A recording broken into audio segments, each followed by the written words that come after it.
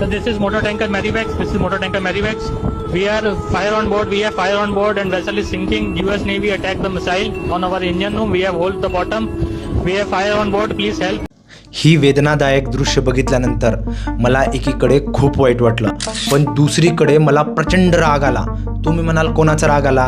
मला आपल्या देशाच्या प्रधानमंत्र्यांचा आणि परराष्ट्र मंत्र्यांचा राग आला. कारण जेव्हा भारतात निवडणुका असतात त्यावेळेस प्रधानमंत्री नरेंद्र मोदी आपल्या भाषणांमधून म्हणत असतात की त्यांची छाती 56 इंचाची आहे, ते देशाला विश्वगुरू बनवतील, शत्रू राष्ट्रांच्या डोळ्यात डोळे घालून त्यांना धडा शिकवतील.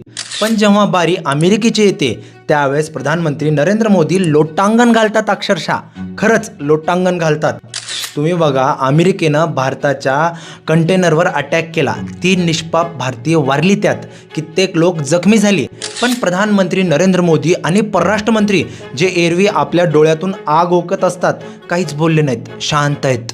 यामुळं डाऊट्स क्रिएट होतात, मनात शंका यायला लागते की प्रधानमंत्री अमेरिकेला एवढं का भीतात हो, काय कारण आहे? आणि प्रधानमंत्री जे म्हणत असतात ना माझी छाती 56 इंचाची आहे, ते एक चुनावी जुमला वाटायला लागतं. मित्रांनो, तुम्हाला या सगळ्या विषयावर काय वाटतं की खरंच मोदीजींची छाती 56 इंचाची आहे, त्यांच्यात गट्स आहेत की ते अमेरिकेच्या डोळ्यात डोळे घालून अमेरिकेला खडे बोल सुनावतील? तुम्ही आपलं मत कमेंट बॉक्समध्ये सांगू शकता. जय हिंद, जय महाराष्ट्र.